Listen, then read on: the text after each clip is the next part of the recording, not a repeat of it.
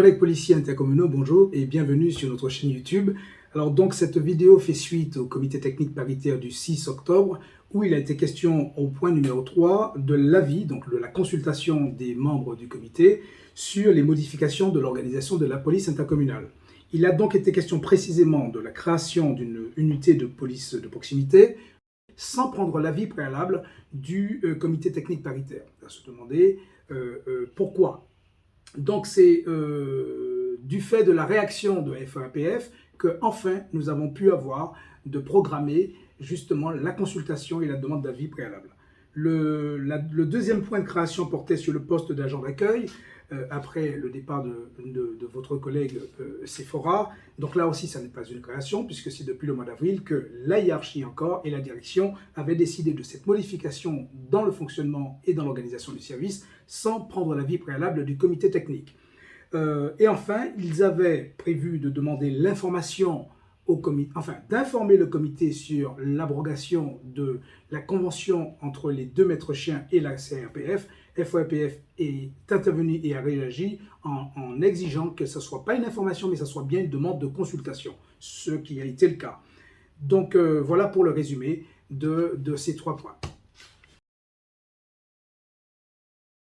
Alors, concernant la brigade de proximité, nous allons vous informer sur les raisons du vote contre de FOAPF au comité technique. Il faut se rappeler, je dirais, l'enchaînement des événements. D'abord, il y a eu une violation de la procédure concernant la consultation, justement, des représentants du personnel au sein du comité technique paritaire depuis le mois de janvier. Le lancement ou l'expérimentation, c'est comme ça qu'ils l'avaient appelé, la hiérarchie et la direction, de cette unité de police de proximité sans avoir saisi l'avis préalable, donc la consultation préalable du comité technique. Ça, c'est le premier événement qui nous a interpellés. Deuxièmement, il y a eu la saisine aussi de FOAPF par des agents du service qui étaient gênés par la façon que cela avait été fait, notamment sur des questions que nous avons, nous, osé identifier comme étant du favoritisme. Nous assumons ce constat. Nous l'avons dit d'ailleurs en réunion de préparation du comité technique le 29 septembre. Nous l'avons répété au sein du comité technique.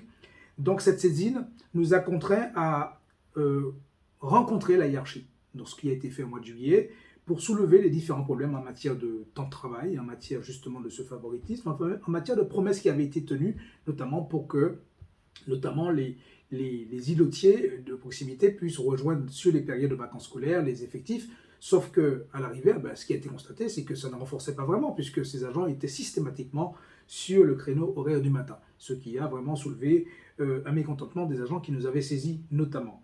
Ensuite, l'information à la DRH a été effectivement l'événement supplémentaire où nous avons été contraints, puisque nous nous sommes rendus compte que M. Beauvier, sur les engagements qu'il avait pris quand nous l'avions rencontré pour corriger notamment les promesses qui avaient été tenues, et bien ça, nous avons été contraints effectivement d'imaginer qu'il fallait qu'on saisisse au-dessus de la DRH, ce que nous avions fait. Et là, nous avons posé des problèmes effectivement encore de favoritisme, des problèmes d'organigramme, puisque là, on ne sait pas comment la police de proximité est positionnée dans l'organigramme. Nous proposerions de réfléchir peut-être sur un positionnement ou fonctionnel ou hiérarchique. Mais pas d'être dans le flou que nous sommes. Donc ça a été posé. Et puis aussi les problèmes de sécurité des patrouilles, puisque forcément, le fait à effectif constant d'avoir déshabillé Paul pour habiller Jacques, il y a un problème de patrouille de deux, à la fois pour les POX et à la fois pour les agents des patrouilles, que nous ne validons pas pour les interventions qui peuvent être sensibles avec 2 policiers dans une patrouille. Les principales justifications pour FOAPF de voter contre cette unité de proximité de la façon que ça a été fait, rappelez-vous, il y a effectivement la procédure qui n'a pas été respectée, d'ailleurs reconnue par le DGS lui-même, et le fait qu'en qualité de service, nous l'avons rappelé également, la qualité de service n'y était pas pendant le mois de juillet et août, puisqu'en moyenne, seulement une seule patrouille patrouillait sur l'ensemble du territoire. Deuxième raison supplémentaire, c'est la question de la sécurité. FOAPF est très favorable à ce que les patrouilles soient un minimum composées de 3 effectifs. Donc, dans ces conditions-là, il y a effectivement, je dirais, une exposition inutile des policiers au risque du fait de rechercher à multiplier le nombre, quand il y a du monde, par des patrouilles de deux. Quand bien même nous sommes favorables à l'idée d'une unité qui pourrait aussi être dans cette action de proximité, bien entendu. Ce n'est pas contre l'unité de proximité que nous sommes, mais comprenez bien que c'est la façon que cela a été mené, le défaut de procédure, les problèmes de favoritisme que nous avons déjà soulevés. Et il me vient une idée, c'est que pendant le comité technique, c'est là que nous découvrons sur la note de présentation qu'il y aurait une deuxième équipe qui serait constituée dans ces conditions. Donc là, ça a renforcé effectivement notre vote en la défaveur de ce projet. Voilà pour concernant les informations que nous vous devions sur notre vote concernant l'unité de proximité.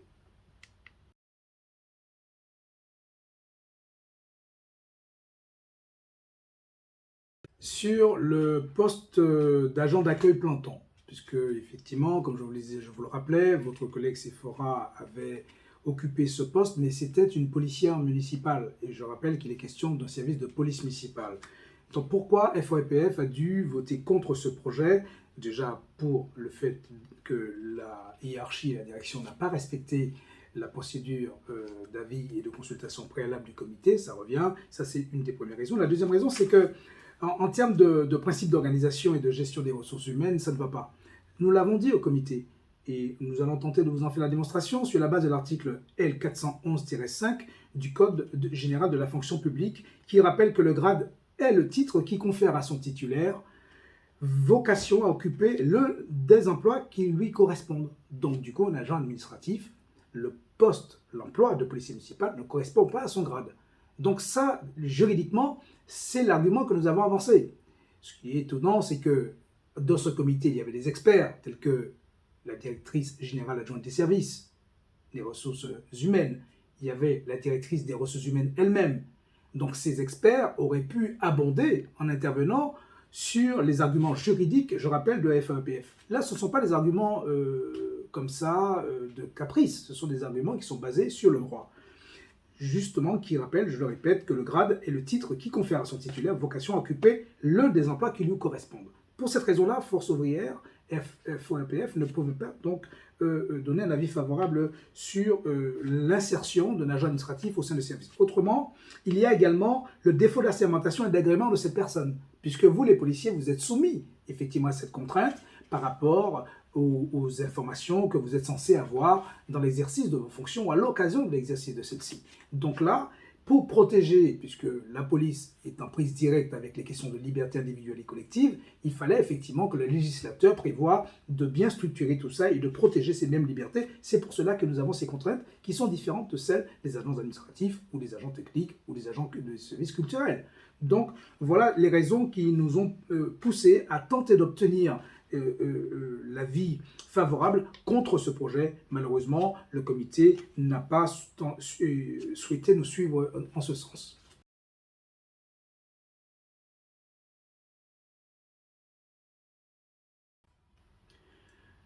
Mes chers collègues, concernant l'abrogation de la convention de mise à disposition des chiens de défense, je dis bien des chiens de défense, rien que le terme de la note de présentation doit nous mettre d'accord.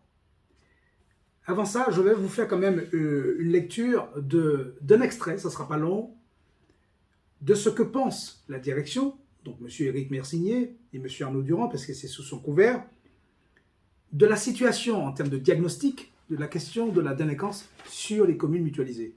Il a été écrit sur la note de présentation de l'agent d'accueil planton, lors du CT, ceci.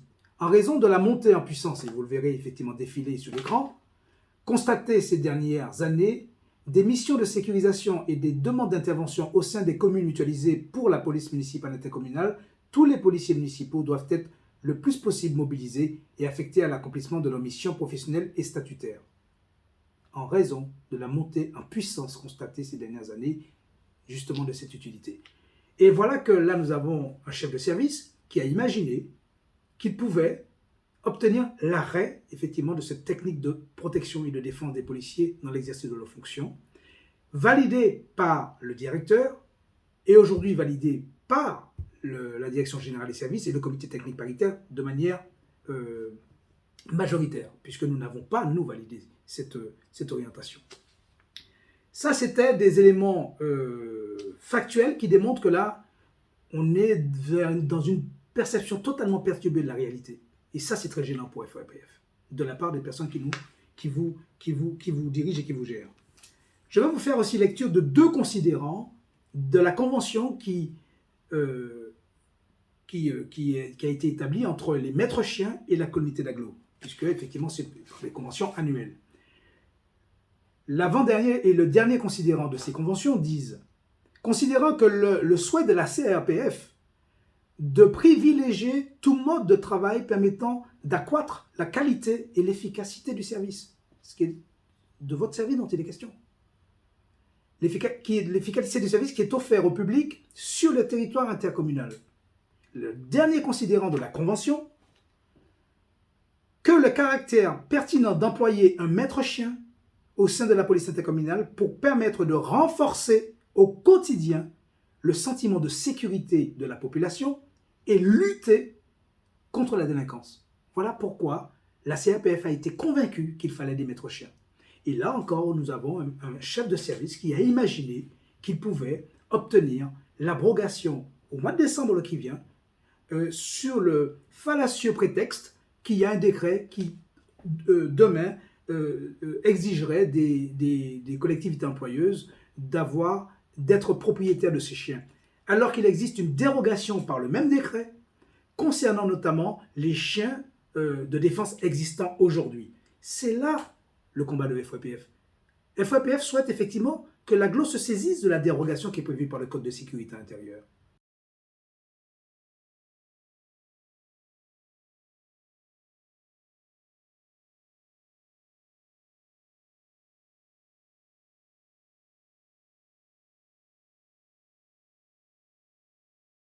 Vous savez très bien que le système de graduation de la riposte pour les policiers intercommunaux est disposé comme tel. La self-défense. Vous êtes agressé par une saisie, vous devez pouvoir avoir la capacité de vous en défendre par les techniques de self-défense. Il y a effectivement la gazeuse, qu'on appelle les armes chimiques, hein, le générateur aérosol. Ça, c'est un système de graduation qui pourrait venir suppléer la première. Ensuite, nous avons la métraque, donc le bâton de défense. Nous avons la brigade cynophile. Et nous avons effectivement l'arme létale, donc le pistolet semi-automatique. Pourquoi il a fallu effectivement équiper les services de police, et notamment le nôtre, de ces systèmes de graduation de défense? Parce qu'elles ont leur utilité en fonction du mode d'agression auquel nous devons répondre. La volonté initiale du chef de service d'abroger ces conventions au mois de décembre prochain. Eh bien, nous avons obtenu une petite victoire avec la CGT que je dois saluer, puisque nous étions en intersyndical sur ce point, concernant la police, d'un moratoire de 6 mois. Donc nous avons au moins obtenu cette petite victoire dont nous sommes un peu fiers, malgré la difficulté qui a été la nôtre, d'être entendus sur les arguments précédemment que je vous ai rappelés.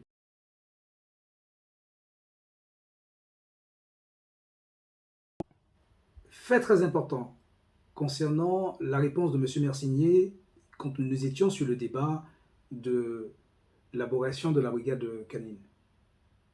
On découvre qu'il y aurait prochainement une formation TASER au PIE. Ce que, malheureusement, moi en tant que représentant du personnel et membre de la profession, j'ai compris, c'est que ce serait un substitutif à la brigade cynophile. Ce qui est totalement inacceptable pour nous à FOAPF. Ça ne remplit pas du tout les mêmes fonctions, puisque je vous ai rappelé tout à l'heure le phénomène de la graduation des ripostes. Chaque élément, outil de protection a son rôle propre et sa fonction propre. Donc le taser a une fonction tout autre que pourrait avoir celle, effectivement, d'un auxiliaire canin. Donc, d'ailleurs, il semble avoir pas eu de date pour la dotation en taser, alors que le CTP a pris une validation pour un moratoire de 6 mois.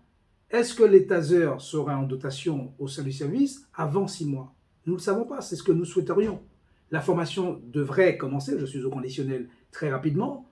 Est-ce que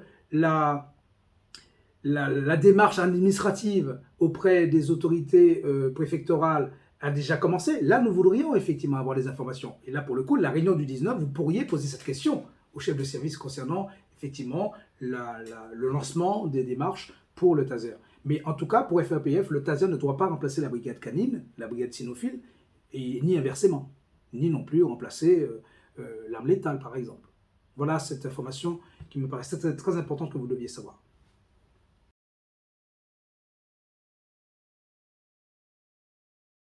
Alors pour terminer, les réunions du 19 octobre que vous a proposé le chef de service. Ces réunions, cette décision ne vient pas de nulle part. Je dois vous informer que le 29 septembre, lors de la réunion de préparation du comité technique paritaire, nous avons parlé à la directrice générale des ressources, donc si vous souhaitez la DRH, de cette nécessité qu'il puisse y avoir une réunion, en particulier avec les effectifs de nuit, puisqu'il y a une relation très tendue depuis un certain temps entre les effectifs de nuit et puis le responsable de service. Donc, nous avions initialement proposé que cette réunion se fasse en notre présence, de manière à rechercher des solutions d'apaisement entre, et je précise bien, entre la relation qui est dégradée entre le chef de service et les collaborateurs de nuit. Et pour le coup, on voit arriver là une proposition de réunion sur les évolutions du service. Alors donc là, c'est pour cela que nous nous interrogeons sur la réelle intention de cette réunion. Nous souhaiterions que ce soit une réelle réunion d'échange pour vous permettre de poser des questions, notamment sur l'organigramme, pour vous permettre de poser des questions sur la question du planning, pour vous permettre de poser des questions sur, tiens, la question de l'abrogation de la brigade cynophile qui est un élément de protection pour vous, et ce à quoi nous ne pouvons pas penser. Donc là, pour le coup, que le chef de service vous apporte de réelles réponses qui aillent dans le sens d'une amélioration du service. Donc, c'est encore FOAPF qui a eu cette victoire pour provoquer cette rencontre avec vous et les chefs de service, pour le coup, pour les deux équipes, et nous espérons que cela va être pérenne parce qu'un service qui fonctionne sans avoir la possibilité périodique de se rencontrer entre les chefs de service et les collaborateurs, ça peut effectivement poser des problèmes. Donc, je vous souhaite bonne réception et je vous dis à bientôt sur notre canal.